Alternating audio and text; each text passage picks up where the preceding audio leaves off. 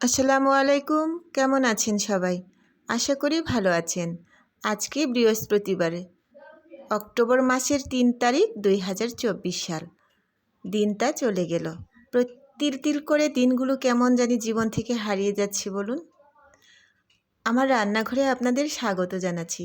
বৃহস্পতিবার দিন সিম্পল একটা দিন। সপ্তাহের শেষ অন্ত, আগামীকালকে শুক্রবার, সবাই বাসায় থাকবে। তো আজকে টুকিটাকি যে আয়োজন সেগুলো নিয়ে আজকের ব্লগটা থাকছে। এমনিতে আমার শরীরটা একটু অসুস্থ, তাই রান্নাবান্না করার মন মানসিকতাও একদমই কম।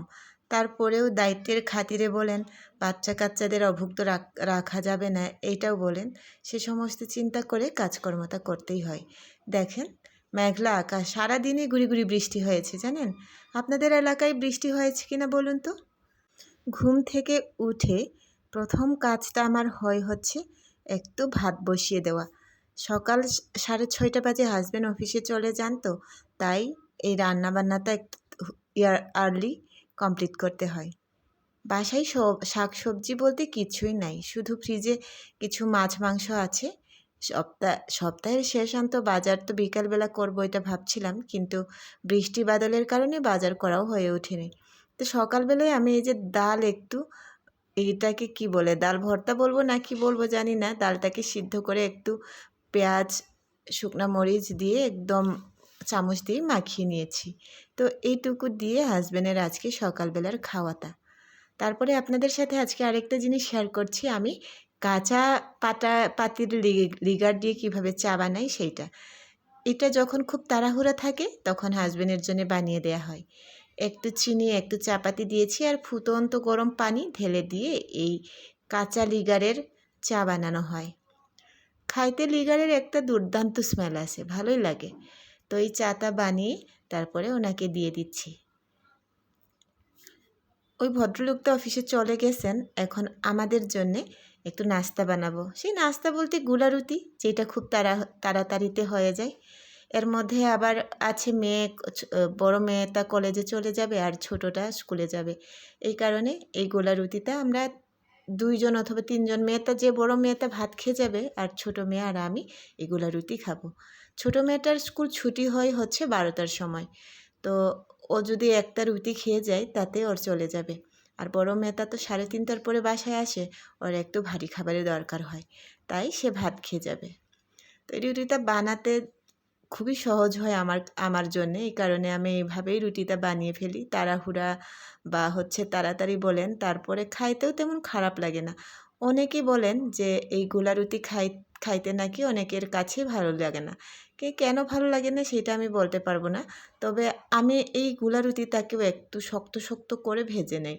তারা একটু তেল দিয়ে পরোটা পরোটা টাইপ হয়ে যায়, তাতে করে খাইতে আরও ভালো লাগে আমাদের কাছে। এই রুটিটা বানাতে আমার একটু সময়টা বাঁচে একদিক দিয়ে। বেলা রুটি বানাতে গেলে তো আপনার কাই করতে হবে, রুটিটা বেলতে হবে, তারপরে সেঁকতে হবে। সেই ঝামেলাটা এখানে নেই। পানি দিয়ে গুলালাম আর বানালাম, হয়ে গেল। ছোটো মেয়েটার জন্য একটু পরাতা টাইপ বানিয়ে দিয়েছি, একটু বেশি তেল দিয়ে, তারপরে এই যে পুরা পুরা করে। তো এটাই আমাদের আজকের নাস্তার আয়োজন। সাথে আছে এই যে পেঁপের জুস। সকালবেলায় আবার একটা পেঁপে অবশিষ্ট ছিল, সেইটা দিয়ে জুসটা বানিয়ে নিয়েছি। তো এই হেলদি নাস্তা দিয়ে দিনটা শুরু করছি। তার আগে আমার তো কোমর ব্যথা ওষুধ খাইতে হয়, তাই গ্যাসের ওষুধটা আগেই খেয়ে নিলাম। নাস্তা টাস্তা খাওয়া শেষ হয়ে গেলে মেয়েকে নিয়ে স্কুলেও চলে গিয়েছিলাম। বাসায় ফেরত এসেছি, এই ব্যালকানিতে কয়েকটা ফুল ফুটেছে, একদম গাঢ় পিঙ্ক কালারের 2টা ফুল ফুটেছে। আর আরেক পাশে আমার অপরাজিতা ফুল আছে, সেটাও আপনাদের দেখাবো আজকে। তো এই গাছটা প্রথমবারের মতো কুঁড়ি উঠছে, আর এই স্পাইডার প্ল্যান্টগুলো 2 জাতের, এইগুলা তার একটু যত্ন নিচ্ছি। আমি প্রচণ্ড গাছ ভালোবাসি। এই গাছগুলাকে আপনাদেরকে একদিন দেখাবো যে আমার বেডরুমে বলেন, আমার ড্রয়িং রুমে বলেন, রান্নাঘরে বলেন, গাছ দিয়ে মানে ন্যাচারাল গাছ দিয়ে সাজিয়ে রাখি। তো সকালবেলায় ঘুম থেকে উঠে এই সবুজগুলো দেখলে না চোখে শান্তি আসে জানেন। এই যে অপরাজিতা ফুল, এক গাছ ফুল ফুটেছে। এই ফুলগুলোও তুলে রাখি যখন এটা ঝরে যায় তখন। তো এই যে এতটুকু গাছ 2টা, সেই গাছের এক গাছ ডাল হয়েছে, এক গাছ ফুল ফুটে, কি ভালো লাগে আপনাদের আমি বলে বোঝাতে পারবো না। তো এবার রান্না করার পালা। কি করব? বাসায় তো সবজি-টবজি কিছুই নেই। এই চিকেনটারে একটু কষা করব। আর হচ্ছে ডাল মাখাটা তো সকালবেলায় খেয়ে নিয়েছিলাম। এইটা দিয়ে আজকের দিনটা চালিয়ে দিব। বিশ্বাস করেন ভাই, আমার রান্না-বান্না করার মতো একটুকু ইচ্ছা নাই। আর রান্নাটাও করতে হয় দাঁড়িয়ে, দাঁড়িয়ে। কোমরে প্রচণ্ড ব্যথা, দাঁড়িয়ে থাকাটাও আমার জন্য পসিবল হয় না মাঝে, মাঝে। রান্নাবান্নার রান্নাবান্না থেকে মুক্তি পেলে বোধহয় ভালো হতো এই কটা দিন। কিন্তু গৃহিণী যেহেতু মুক্তি পাওয়ারও উপায় নাই।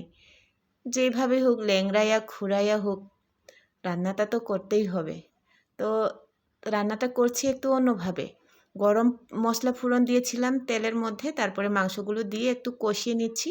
আর এই ফাঁকে আমি ব্লেন্ডারে কিছু আদা, রসুন, পেঁয়াজ, তারপরে যে সমস্ত মশলা ব্যবহার করব, রাঁধুনি, জিরে, এইগুলো সব একসাথে ব্লেন্ড করে নিব। তো এভাবে মুরগির মাংস রান্না করলে কখনো সখনো খুবই ভালো লাগে। আজকে একটু লাল ঝোল করব, এই কারণে এই ব্যবস্থা করেছি। মাংসটাকে আগে ভালো করে একদম ভেজে নিয়েছি। এবার এই মশলাগুলো দিয়ে আরও বেশ অনেকক্ষণ কষিয়ে নিব। আর কষাতে কষাতে একদম একেবারে যখন খুব ভাজা ভাজা হয়ে যাবে তখন এর মধ্যে ঝোল ঢেলে দিব। তাতে করে হয় কি, ঝোলটা লাল টকটকা হয় আর খাইতেও ভীষণ ভালো লাগে। তো মাঝে মাঝে রান্নায় একটু ডিফারেন্স আনলে মন্দ লাগে না বলুন? তো এই যে মশলা ধোয়া পানি দিয়ে আরও কিছুক্ষণ এটাকে আমি কষিয়ে নেব। এই মুরগির মাংসটাই আমার পরিবারে বেশি খাওয়া হয়। কারণ হচ্ছে গরুর মাংসগুলো তো বেশ অনেক দাম। এই কারণে বেশি কেনা হয় না। আবার হচ্ছে একটু প্রবলেমও আছে। এই যে হচ্ছে এক তো হাই প্রেশার আছে একজনের। আবার আমার আমার নিজেরও একটু অ্যালার্জেটিক প্রবলেম আছে। এই সমস্ত কারণে এভয়েড করারও চেষ্টা করি, আর দামের তুলনায়ও একটু বেশি এই কারণে। রান্নাটা আমার হয়ে গেছে, ভাত দিয়ে দিয়েছি। আজকে আমি মন ভরে ভাত খাবো। বহুদিন ভাত খাই না জানেন? ডায়েট কন্ট্রোলের চক্করে পড়ে ভাত খাওয়াটা ভুলেই গিয়েছিলাম।